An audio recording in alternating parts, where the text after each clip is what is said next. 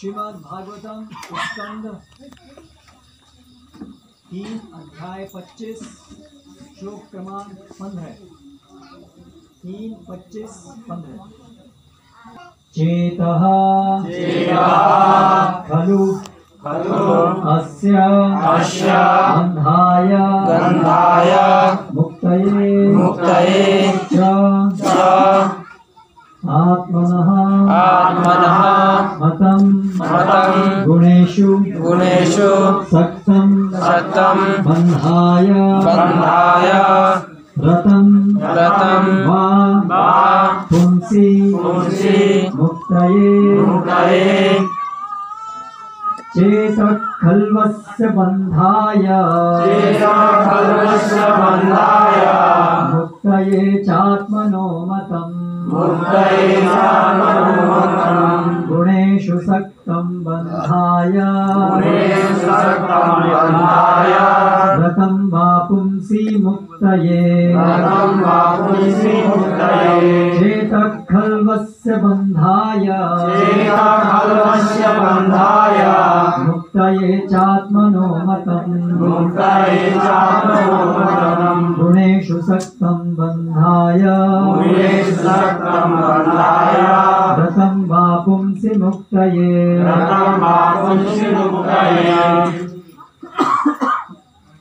चेतखल्वस्य बन्धाय मुक्ताये चात्मनो मतम् गुणेषु सक्तं बन्धाय रतं वा पुंसि मुक्तये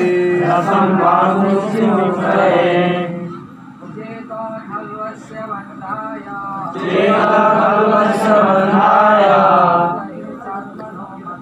मुक्ताये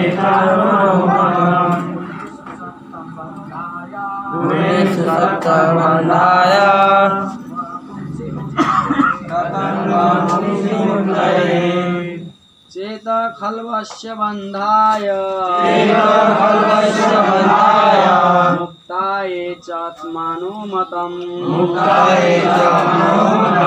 गुणेषु सक्तं बन्धाय रतं वा पुंसि मुक्तये चेतखल्वस्य बन्धाय मुक्तये चात्मनो मतम्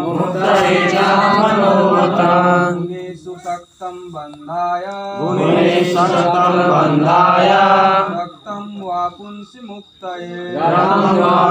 मुक्तये चेतखल्वस्य बन्धाय मुक्ताये चात्मनो मतम् गुणेषु सक्तं बन्धाय रतं वा पुंसि मुक्तये आता है चेतः चेतना खलु निस्संदेह अस्य उसका बंधाय बंधन के लिए मुक्तये मुक्ति के लिए च तथा आत्मनः जीव का मतम माना जाता है गुणेषु तीनों गुणों में सत्तम मोहित बंधाय बद्ध जीवन के लिए रतन आसक्त वा अथवा तुलसी परमात्मा में मुक्तये मुक्ति के लिए अनुवाद एवं तात्पर्य द्वारा कृष्ण तथा मूर्ति श्री श्रीमद् अभय चरणारविंद भक्ति सिद्धांत स्वामी शिव रूपा।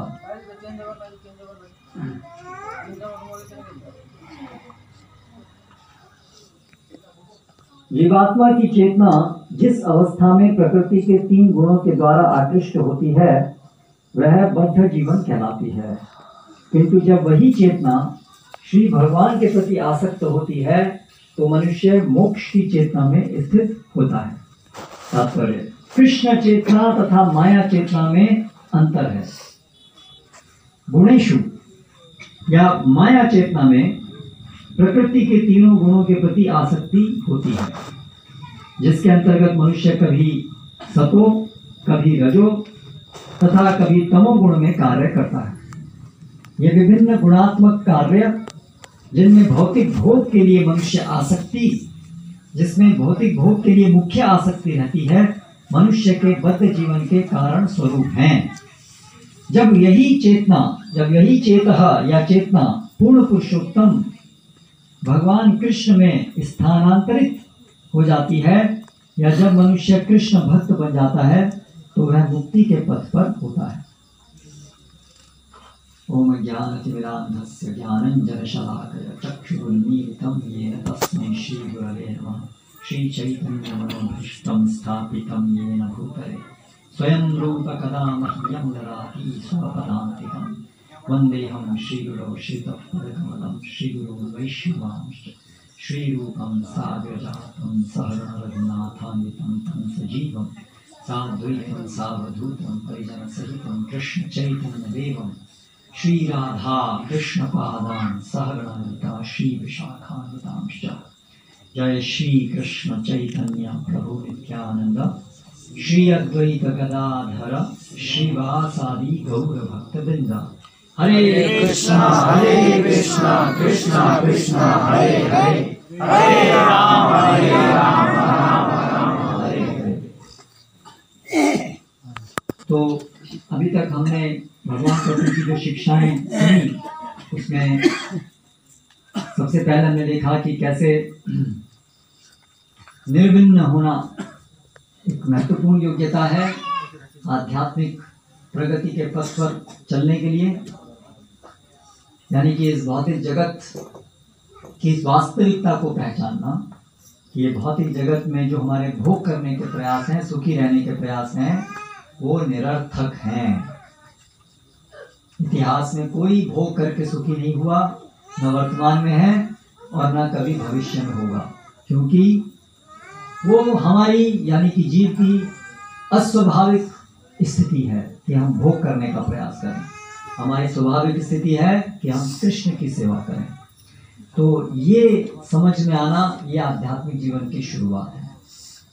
उसके बाद हमने देखा कि जब ऐसी स्थिति में व्यक्ति पहुंचता है, तब भगवान उसकी मदद करते हैं, उसको अपने प्रतिनिधि से मिलाते हैं जिनको गुरु कहते हैं। और ऐसे जो प्रतिनिधि हैं, क्योंकि वो भगवान को अपने हृदय में धारण किए रहते हैं, भगवान की शिक्षाओं को यथारूप प्रस्तुत करते हैं, प्रशिक्षित करते हैं भगवत सेवा में। गुरु साधु शास्त्र के अनुसार गुरु हमें प्रशिक्षित करते हैं। तो इस प्रकार से गुरु जो है वो भगवान के रूप है, लेकिन भगवान नहीं है, भगवान के प्रतिनिधि हैं। और जो भी व्यक्ति वास्तव में आध्यात्मिक प्रगति करना चाहता है, उसके लिए जरूरी है कि वो ऐसे एक भगवान के प्रतिनिधि की शरण ग्रहण करे, क्योंकि साक्षात नहीं जीवे साक्षात नहीं ताते चैत्य गुरु। जीव जो है, हम जो है अभी साक्षात भगवान को नहीं देख सकते हैं, इसलिए उनकी सेवा करना बड़ा कठिन है। इसलिए हमें उनके एक प्रतिनिधि की आवश्यकता है, जिनको हम साक्षात देख सकें, जिनसे हम सुन सकें, जो हमें देख सकें, जो हमें प्रशिक्षित कर सकें।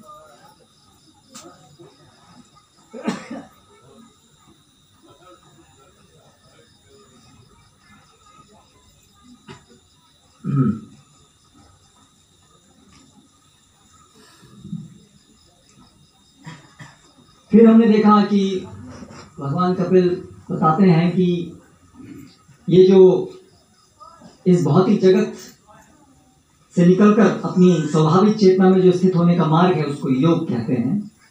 भगवान के साथ अपने नित्य संबंध को स्थापित करना, उसको योग कहते हैं। और वो उस योग का जो सार है, उसका जो प्रारंभ का जो सार है, वो है कि सुख और दुख ये दोनों से परे चले जाना। ना तो इस भौतिक जगत में भौतिक सुख प्राप्त होने पर उससे मोहित होना, उसमें आनंद लेना, और ना ही दुख की अवस्था होने पर उसमें दुखी होना, ये समझते हुए कि ये सुख और दुख दोनों ही हमारे अपने सुख दुख नहीं है, ये तो एक मायावश अज्ञानतावश हम भौतिक जगत की जो ये मन के अंदर जो उपस्थित स्थितियां हैं, ये सुख दुख मन के अंदर उपस्थित होते हैं, ये आत्मा के अंदर उपस्थित नहीं होते हैं। आत्मा तो केवल मन के अंदर, भौतिक मन के अंदर जो सुख दुख की अनुभूति है उसको अपनी अनुभूति मान लेता है। यहाँ तक हमने देखा। और इस प्रकार से भक्तों के जीवन में भी जब भौतिक दुख आए तो उनको विचलित नहीं होना चाहिए कि ये मन के अंदर और शरीर के अंदर है, ये मेरा अपना कोई इसमें सुख दुख मेरा नहीं है। और ना ही जब सुख हो तो उसे भी समझना चाहिए कोई मेरा सुख नहीं, मेरा वास्तविक आत्मा के लिए वास्तव में कोई दुख है ही नहीं। वास्तव में यदि आत्मा अपनी स्वाभाविक स्थिति में है तो उसकी स्वाभाविक स्थिति में द्वंद्व नहीं है, एक ही चीज है, केवल सुख। क्योंकि उसकी स्वाभाविक स्थिति है कृष्ण सेवा, और कृष्ण सेवा में जीव की जो स्वाभाविक स्थिति होती है, सच्चिदानंदमय स्थिति, उसका हम अनुभव करते हैं। तो केवल अपनी अस्वाभाविक स्थिति में वर्तमान समय में होने कारण, अपनी नहीं, एक अस्वाभाविक स्थिति में होने कारण ही हम सभी प्रकार के कष्टों का अनुभव कर रहे हैं, और इससे निकलना ही योग का हेतु है। अब इसके आगे कपिल भगवान बता रहे हैं, फर्दर आगे उस योग के विषय में अभी विस्तार रूप में उसको वर्णित कर रहे हैं। तो आज के श्लोक में कह रहे हैं, चेतः खलु अस्य, अस्य मतलब इसका, यानी कि बद्ध जीव का, चेतः चेतना, चेतना। तो ये चेतना जो है वो वर्तमान समय बद्ध जीवन में जो हमारी चेतना होती है, चेतन, कॉन्शियसनेस अंग्रेजी में जिसको हम बोलते हैं, जिसके द्वारा हमारे कोई भौतिक जगत की अनुभूति होती है, जिसके द्वारा हमारी जो इच्छाएं इत्यादि होती हैं, वो सभी चेतना के ही भाग आते हैं। बुद्धि, स्मरण शक्ति, इच्छा, ईर्ष्या, अलग अलग प्रकार के भावनाओं का बोध होना, ये सब चेतना के लक्षण हैं। तो ये सब जो चेतना है, चेतः खलु अस्य बंधाय मुक्तये च आत्मनो मतम, आत्मा के बंधन का और मुक्ति का कारण ये चेतना ही है। जो इस भौतिक जगत में हमारा बंधन है, उसका मूल कारण जो अभी जकड़े हुए, जो जंजीर जो है, जो आत्मा को जकड़े हुए, वो जंजीर कहाँ है? वो ये चेतना है। और यही चेतना उस जंजीर को काटने का साधन भी है। दोनों ही चीजें हैं, इसलिए चेतना ही हमारे जीवात्मा के बंधन और मुक्ति दोनों का कारण है। गुणेषु सक्तम बंधाय, जब ये हमारी चेतना भौतिक गुणों में आसक्त होती है, भौतिक गुणों की बनी हुई चीजों में आसक्त होती है, तब तक ये बंधन का कारण बनती है यही चेतना। और जब यही चेतना रतम वा पुंसी मुक्तये, ये मुक्ति का कारण बनती है, तब जब भगवान में आसक्त होती है चेतना। यही बात समझने की है कि ये जो हमारा मन है, मन यही हमारी सबसे बड़ा बंधु भी है और सबसे बड़ा शत्रु भी। उद्धरेत आत्मनात्मानं न आत्मानं अवसादयेत, आत्मैव आत्मनो बंधुर आत्मैव रिपुर आत्मनः। भगवान भगवद गीता में 6ठे अध्याय में बताते हैं कि उद्धरेत आत्मनात्मानं, आत्मा को मन के माध्यम से, मन का सहारा लेते हुए उसका उद्धार करो। न आत्मानं अवसादयेत, इस मन के द्वारा आत्मा को बंधने मत दो, क्योंकि आत्मा ही परिपुरात्मना, आत्मा ही आत्मनो बंधु, आत्मा ही, मन जो है, यहाँ पर आत्मा शब्द एक बार मन के लिए आया और एक बार आत्मा के लिए आया, जीवात्मा के लिए। तो ये मन ही जीवात्मा का शत्रु भी है और जीवात्मा का बंधु भी है।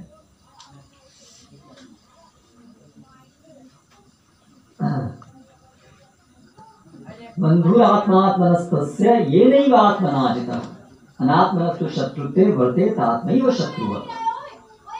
जिसका मन संयमित है, वो जीवात्मा का बंधु है, और जिसका मन असंयमित है उसका मन उसका सबसे बड़ा शत्रु है। तो मन या अंतःकरण हमारा बंधु कब बनता है? जब वो संयमित होता है, और जब असंयमित होता है तो वही हमारा सबसे बड़ा शत्रु होता है। इसलिए भगवान फिर आगे कहते हैं, असंयतात्मना योगो दुष्प्राप्य इति मे मति, वश्यात्मना तु यततो योगम प्राप्तुं उपायतः। जो असंयतात्मना है, ऐसा व्यक्ति जिसका मन वश में नहीं है, दुष्प्राप्य इति मे मति, उसके लिए भगवान को प्राप्त करना, आध्यात्मिक प्रगति करना बड़ा मुश्किल है। लेकिन वश्य आत्मना, जिसका मन वश में है, वो सही प्रकार से प्रयास करके वो योग में सिद्धि प्राप्त कर सकता है। तो इसलिए साधकों के लिए ये मन बड़ा महत्वपूर्ण है, और संसार में सबके लिए मन ही महत्वपूर्ण है। मन ही उनके अलग अलग प्रकार की अनुभूतियों का कारण बन रहा है।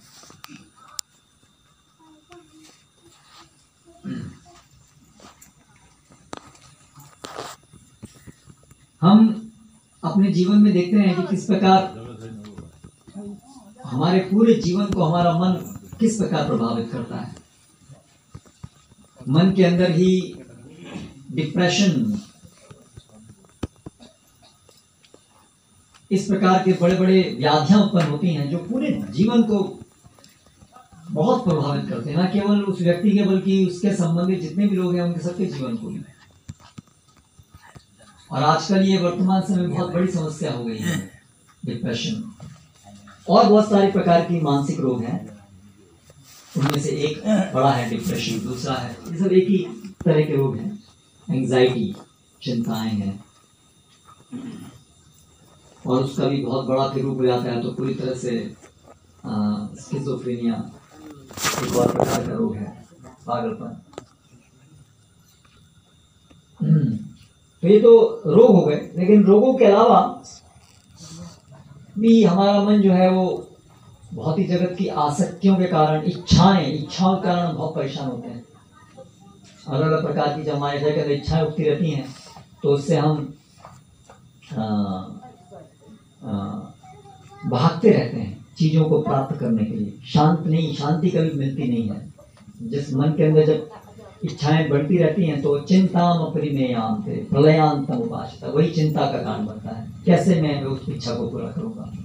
और जब इच्छा पूरी नहीं होती है तो उससे हताशा होती है। तो सभी लोग पीड़ित हैं, और विशेष रूप से जो आधुनिक समय है उसमें तो बहुत अधिक लोगों के मन त्रस्त हैं, मनव्यासंगम, मन बहुत अधिक विचलित है, क्योंकि रजोगुण तमोगुण बढ़ा हुआ है। मन का स्वाभाविक स्थिति मन की है वो सात्विक है, इसलिए सतोगुण में जो मन है वो सापेक्षिक रूप से थोड़ा शांत रहता है, स्थिर रहता है। लेकिन जब रजोगुण तमोगुण बढ़ता है तो फिर मन बहुत अधिक क्षुब्ध हो जाता है। और आजकल का जो वर्तमान समय है उसमें विशेष रूप से रजोगुण और तमोगुण को बढ़ावा दिया जा रहा है। तो रजोगुण और तमोगुण का बढ़ावा कैसे होता है? रजो रागात्मकम विद्धि तृष्णा संग समुद्भवः। रजोगुण का लक्षण है रागात्मकम, इच्छाओं से जब हमारा मन ग्रस्त हो, अनेक प्रकार की भौतिक इच्छाएं जो उसमें उमड़ रही हों, तो यानी हमारा मन इस समय कौन से गुण से प्रभावित है? रजोगुण से प्रभावित। ये उसका लक्षण है। भौतिक इच्छाओं का होना वो रजोगुण से होता है।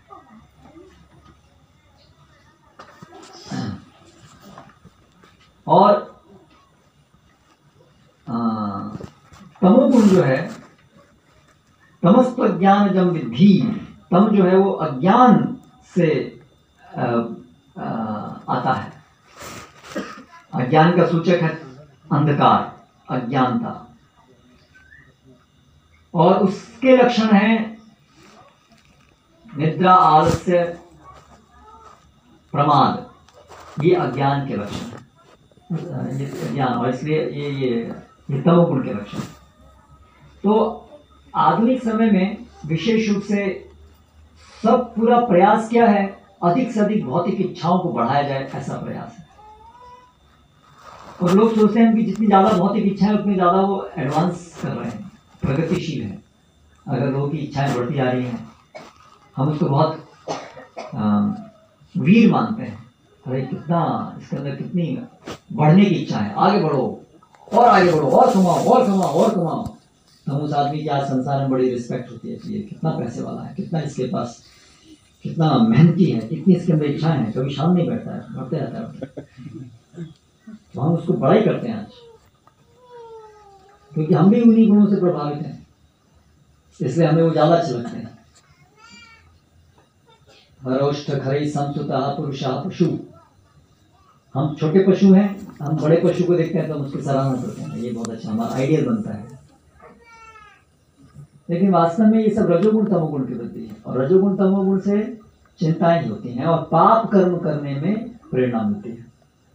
जब अर्जुन ने पूछा कि अधकेन प्रयुक्तोयम पापशरति पुरुषः अनिच्छनपि वाष्णया बलादिव नियोजिता, कि भगवान क्यों ये व्यक्ति जो है ऐसा प्रतीत होता है कि कभी कभी तो जान न चाहते हुए भी पाप करता है, ऐसा क्यों होता है? तो भगवान ने इसी का एक उत्तर दिया था, कामेश क्रोधेश रजोगुण समुद्भवा महाशनो महापापमा विद्येनमिह वैरिणा।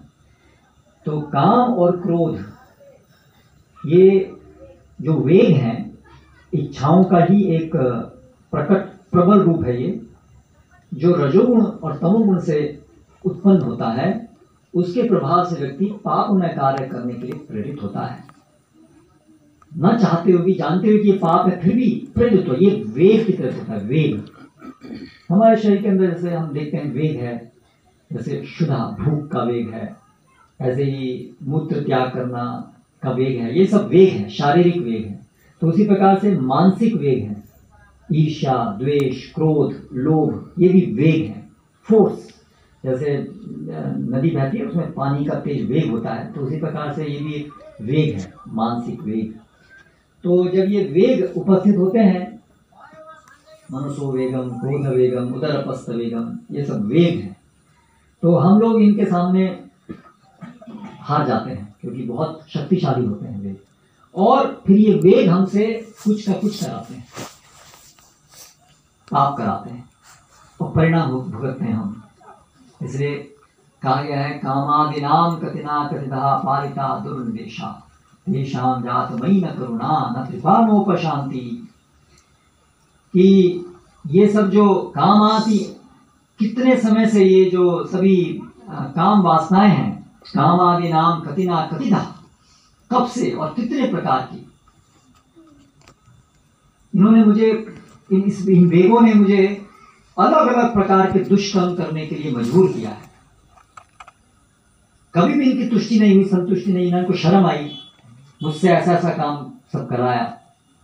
तो ये हमारी स्थिति है इस वर्तमान समय में। विशेष रूप से आजकल लोग इतने पाप कर्म में लिप्त हो रहे हैं। जो हमारे 4 मुख्य पाप कर्म हैं मनुष्य के लिए, अवैध स्त्री संबंध, जुआ, नशा और मांस भक्षण, ये 4 चीजें तो सर्वसामान्य हो गई हैं, बिल्कुल सामान्य हो गई हैं। लोगों को भी इसमें ये दोष भी नहीं दिखता है, इतना निकृष्ट अवस्था में हम पहुंच गए। ये 4 महापाप हैं, उसको करने में लोगों को आज इसके ऊपर बहस होती है। इसमें क्या दिक्कत है? बहस भी कभी कभी होती है। अभी तो सामान्य रूप से तो बहुत लोग तो बहस का विषय ही नहीं है उनके लिए, क्या इसमें क्या दिक्कत है? ये दिखा रहा है कि समाज कितना निकृष्ट अवस्था में पहुंचता जा रहा है। इसलिए स्वाभाविक है कि हम समझ सकते हैं कि लोगों के मन जो है बहुत त्रस्त है, और उसका परिणाम भी हम देख रहे हैं। कितना ज्यादा लोग मन से त्रस्त हैं, चिंताओं से ग्रस्त हैं। हॉस्पिटल में आप जाइए, कितने ज्यादा लोग जो है साइकेट्रिक डिपार्टमेंट में हैं, और जो साइकेट्रिक डिपार्टमेंट में नहीं है तो घर के अंदर भी मन की वजह से झगड़े करते हैं, सुसाइड करते हैं, मर्डर करते हैं, अलग अलग प्रकार की चीजें करते हैं, और हमेशा चिंताग्रस्त तो रहते ही। तो इस प्रकार से, और ये तो केवल इस जगत की परिणाम हुए, और आने वाले समय में उनका क्या होगा। तो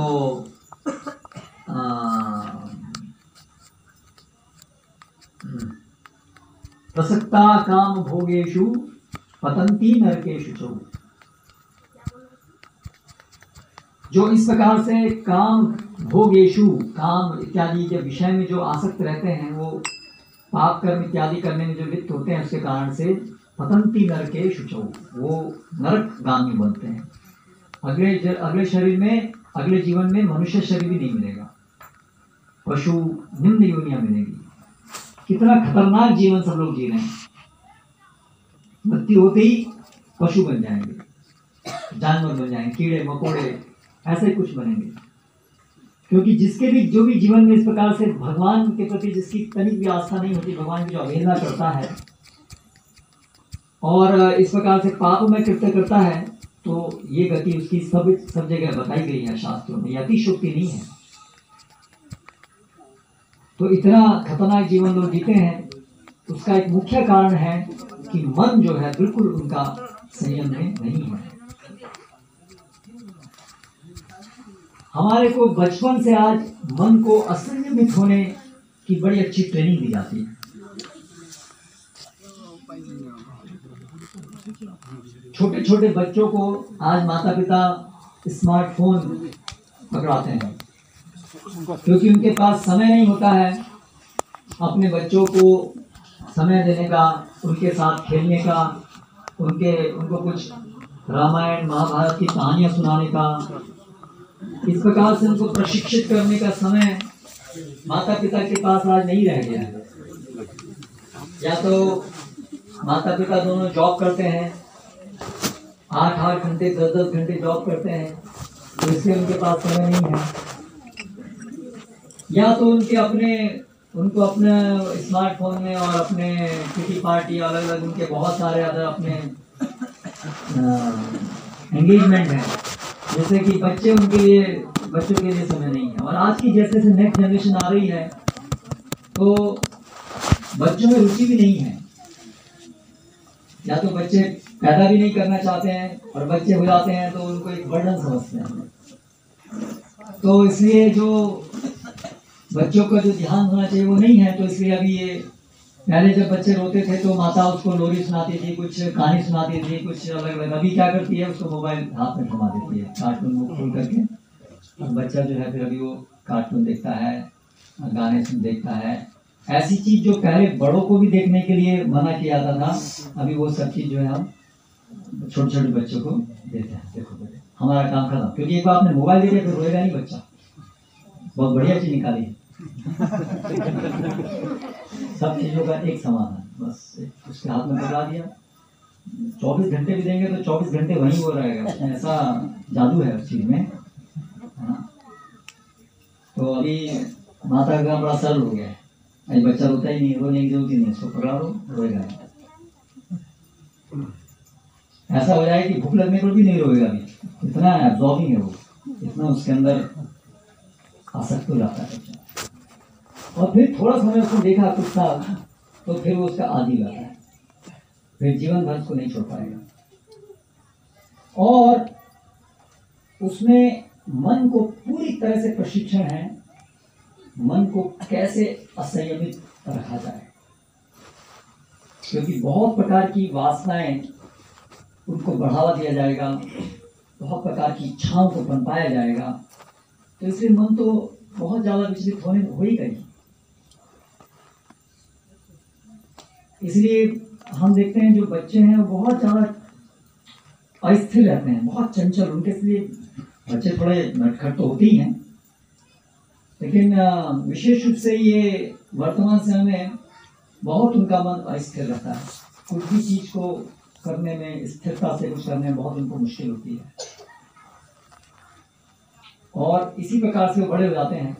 तो बड़े होकर के भी कुछ भी काम ढंग से लगन से करना उनके लिए मुश्किल होता है। कुछ भी, और एक और लक्षण है, कुछ भी जीवन में परेशानी आती है तो एकदम से निराश हो जाते हैं।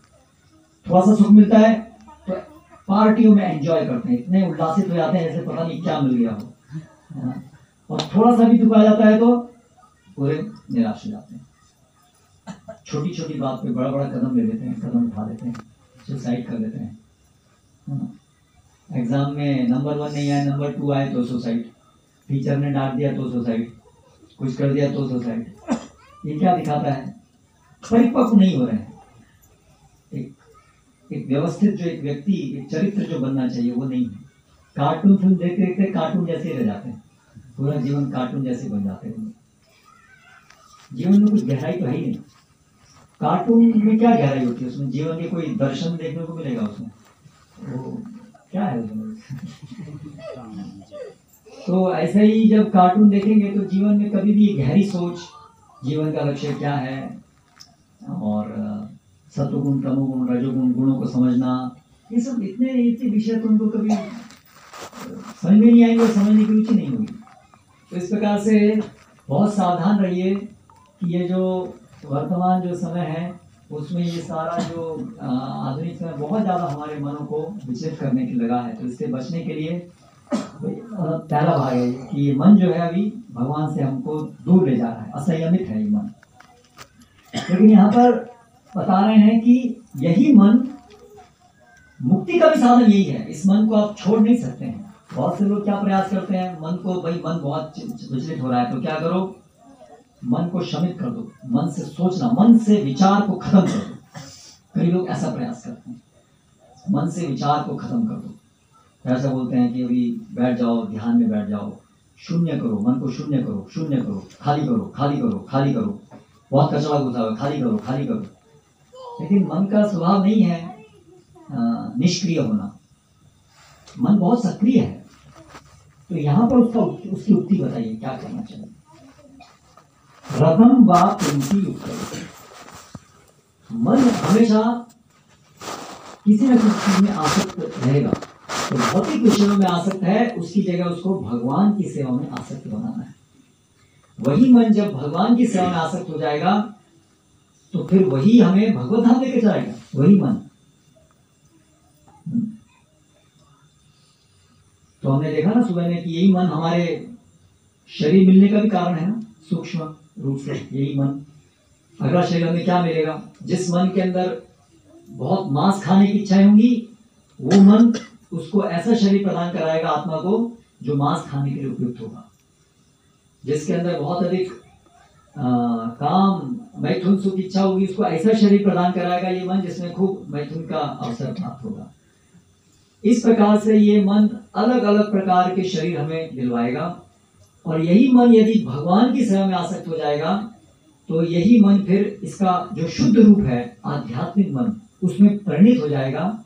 जिस मन से हमारा जो स्वाभाविक शरीर है, आध्यात्मिक देह, वो प्रकट होगी। आध्यात्मिक मन, आध्यात्मिक इंद्रियां प्रकट हो जाएंगी और फिर वो देह फिर इस भौतिक जगत में नहीं, आध्यात्मिक जगत में रहने का योग्य है। तो फिर हम इसलिए बंधन से मुक्त हो जाएंगे, जन्म मृत्यु के चक्र से। इसलिए हमारे जीवन में ये मन हमारे लिए बड़ा केंद्र का विषय है। हमारा मन की स्थिति क्या है? हम डॉक्टर के पास जाते हैं, हमारा चेकअप कराते हैं हर साल 2 साल, क्या स्थिति है।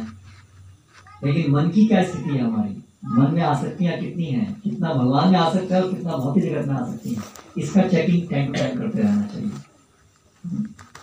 ये यहाँ पर कह रहे हैं कपिल भगवान। फिर आगे कहते हैं, अहम ममाभिमानोत्थैः कामलोभादिभिर्मलैः वीतं यदा मनः शुद्धम दुःखम सुखम समम। जब मनुष्य शरीर को मैं तथा भौतिक पदार्थों को मेरा मानने के झूठे भाव से उत्पन्न काम तथा क्रोध, काम तथा लोभ के विकारों से पूर्णतया मुक्त हो जाता है तो उसका मन शुद्ध हो जाता है। उस विशुद्ध अवस्था में वह तथाकथित भौतिक सुख तथा दुख की अवस्था को लांघ जाता है। हमने पढ़ा ना कि योग का सार है भौतिक सुख और भौतिक दुख की स्थिति को लांघ जाना।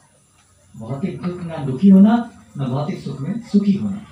तो ये कैसे प्राप्त होगा? जब मन शुद्ध होगा तब।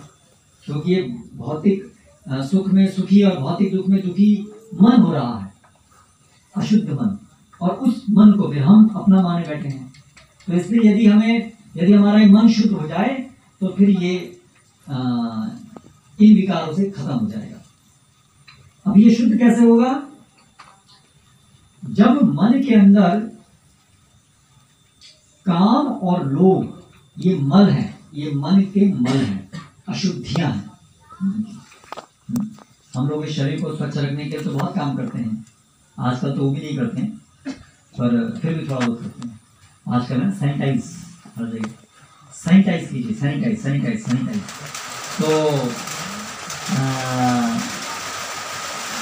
हाथ को कीटाणु से शरीर की रक्षा करने के लिए तो हम सैनिटाइज करते हैं। ये स्किन शेप का एक प्रॉब्लम है।